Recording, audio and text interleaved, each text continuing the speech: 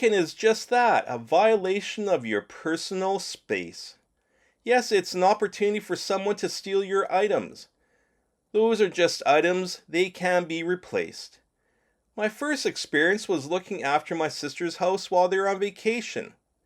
Waiting hours for the police to show up, observe for about 20 minutes, and then they leave. The Friday before my wife was to take early maternity leave, our house was broken in. They stole our wedding rings, engagement ring, other jewelry, other things, and all of my underwear. I am sure it was our neighbor. The police went to see them, and they looked quite nervous, but the officer couldn't prove anything, and that was it. A couple years later, I was supposed to meet up with a musician from a band that I took pictures of.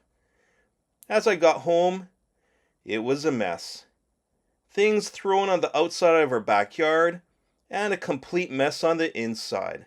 I had to cancel my meeting, and I waited more than 8 hours for an officer to show up. Again, he walked through and told us to clean up.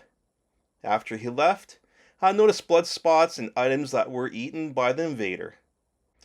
The next day, forensics show up and take samples. They ask who the officer was and make the comment, "You got our Barney Fife," referencing us getting the most useless officer on the force. About a week later, my wife calls me while I'm in Portland. Some guy called her house. He just purchased a MacBook Pro through a classified ad online, and he thinks it may be stolen. I keep his number and the police follow up. They let me know the guy denied being involved with anything stolen. 2 months later, the family went clothes shopping on a Sunday afternoon. As I was parking our car, I noticed a door open and close on our house. I am thinking maybe my mom may be here. She could have taken transit to our house. I go inside and see a man running down our hallway stairs. I throw the keys to my wife, run to the patio and see him running down our property. I'm on the phone with 911, and he is stuck in the blackberry bushes. I yell at him to stop or I'll kill him. My adrenaline is pumping. Then the dispatcher on the phone tells me to stop and don't move.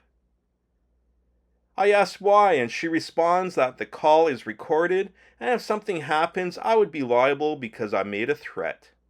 While I watch, he makes it to my neighbor's yard, and the cops show up. They are a little scared of me because I'm very upset.